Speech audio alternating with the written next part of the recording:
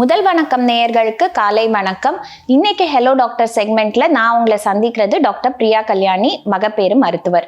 So இன்னைக்கு கட்டுக்கதைகள்ங்கிறது எப்போவுமே women's ஹெல்த்ல நிறைய இருக்கு.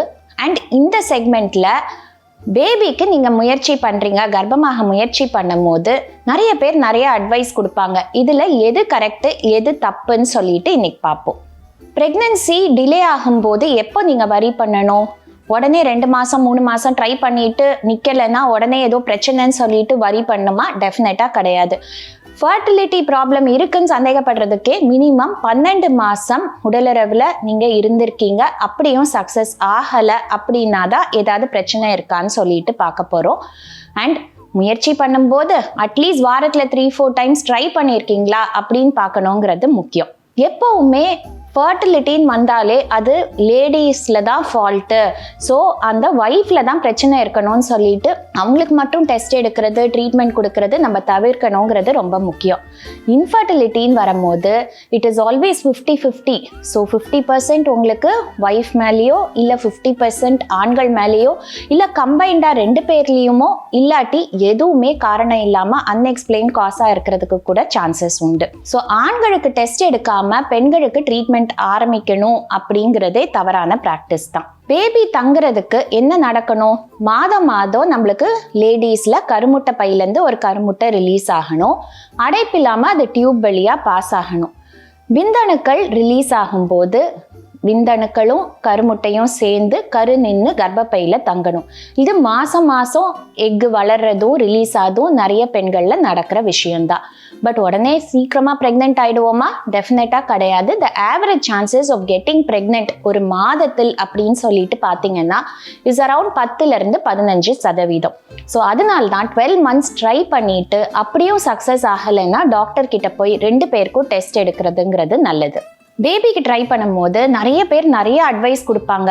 வேலையை விட்டுட்டு வீட்லேயே இருக்கணும்பாங்க, இல்லை ரெஸ்ட் எடு, நீ படிக்கட்டு ஏறாத, எக்ஸசைஸ் பண்ணாத, வாக்கிங் போகாத, அதனால தான் நின்ன கரு கலைஞ்சு போகுது, கர்ப்பமாக மாட்டேங்கிற அப்படின்னு சொல்லுவாங்க. ஸோ அது தவிர நிறைய இதை சாப்பிடாத, அதை சாப்பிடாத, இப்படி இரு அப்படி இருன்னு நிறைய அட்வைஸ் கொடுப்பாங்க.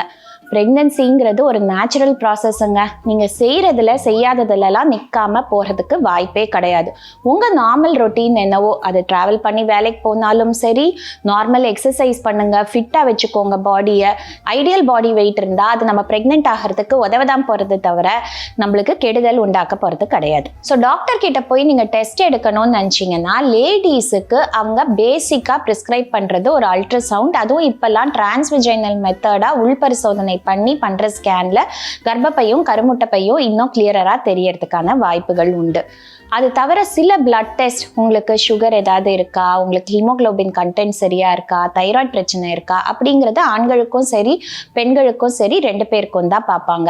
ஆண்களுக்கு தவறாம எடுக்க வேண்டியது விந்தணுக்கள் டெஸ்ட் தான்.